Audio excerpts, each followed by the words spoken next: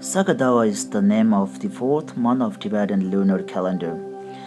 Basically, Saga Dawa is a star and it appears in the sky during the month.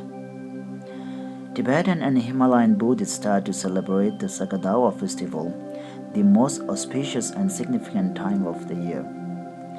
This month-long festival honors Sakya Muni Buddha, whose birth, enlightenment, Parinirvana, subdued affliction, and to become an ordinated monk. All these 5 acts of Buddha took place in the same month.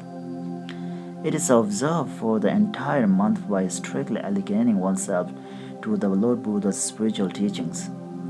Teachings revolving around the cultivation of good deeds. Believing that this month is a very special occasion and the good deeds and prayers are multiplied thousandfolds during this period. Tibetan Buddhists do more religious ceremony and much more merciful than usual, giving alms to needy people, refrain from killing animals and release the captured animals like fish and birds into their natural habitats with sincere prayers.